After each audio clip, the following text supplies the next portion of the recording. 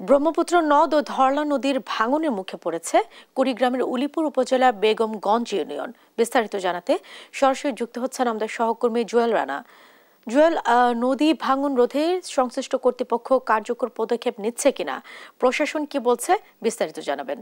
Jessica, আপনি যেমনটি বলছিলেন, আপনাকে জানিয়ে রাখি ব্রহ্মপুত্র নদের পানি কিছুটা বৃদ্ধি পাওয়ার ফলে কিন্তু তীব্র ভাঙন দেখা দিয়েছে এই উলিপুরের যে বেগমগঞ্জ ইউনিয়ন রয়েছে সেই বেগমগঞ্জ রসিলপুর এলাকায়। তীব্র ভাঙনে কিন্তু গত 15 দিনে 10 থেকে 15টি পরিবার আসলে ভিটেমাটি হারিয়েছে।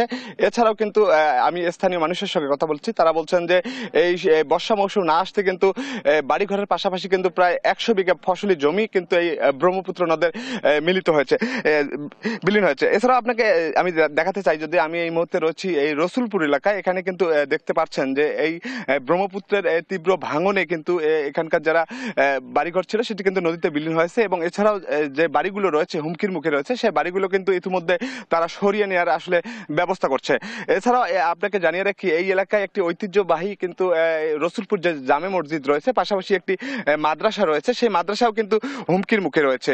যে কোনো মুহূর্তে কিন্তু এখানে জরুরি ভিত্তিতে কাজ না করলে কিন্তু এই মাদ্রাসা এবং যে মসজিদ রয়েছে সেটি কিন্তু এই ব্রহ্মপুত্র নদে আসলে বিলীন হওয়ার সম্ভাবনা রয়েছে। এছাড়াও কিন্তু এখানে একটু এই মোল্লারহাট থেকে যে খুদিরকুটি যাওয়ার যে একটি গ্রামীণ সড়ক ছিল, ঐতিহ্যবাহী একটি সড়ক যেটির বয়স কিনা 50 বছর, সেটিও কিন্তু এই ব্রহ্মপুত্রের নদে এই গত 15 দিনেই কিন্তু আসলে বিলীন হয়েছে। আমরা এখানকার মানুষের সঙ্গে কথা বলেছি, তারা বলছেন যে এই সামান্য কিছু স্থানীয় যে পানি উন্নয়ন বোর্ড রয়েছে তারা কিন্তু সামান্য কিছু জিও ব্যাগ ফেলছেন, যা আসলে কোনো কাজেই আসবে না। তারা এখানকার মানুষ জোর দাবি জানিয়েছে সরকারের কাছে যে দ্রুত এই এলাকায় আসলে স্থায়ীভাবে ব্যবস্থা না নিলে এই যে ঐতিহ্যবাহী একটি গ্রাম রয়েছে যেটির বয়স প্রায় 50 বছর সেটি কিন্তু এই নদীতে বিলীন হয়ে যাবে।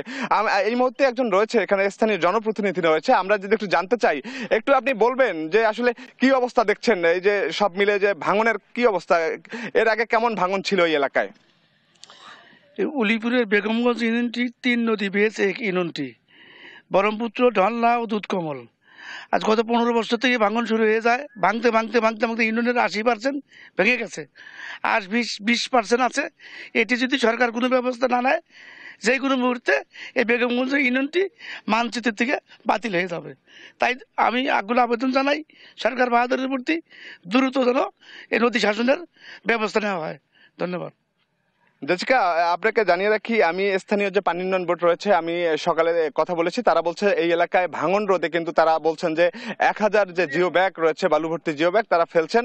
তারা এছাড়াও কিন্তু যে অন্যান্য নদ নদীগুলো রয়েছে সেখানেও কিন্তু ভাঙন রোধ থাকছে। এছাড়াও কিন্তু স্থানে যারা নদী পাড়ের মানুষ তারা কিন্তু একটা আতঙ্কে আছে যে এখনো বর্ষা মৌসুম আসেনি, বর্ষা মৌসুম আসলে ভাঙনের যে তীব্রতা সেটা কিন্তু অনেকটা বেড়ে যাবে, তখন কিন্তু এই এলাকার মানুষ দিশেহারা হয়ে যাবে। জেসিকা, এই ছিল সর্বশেষ পরিস্থিতি।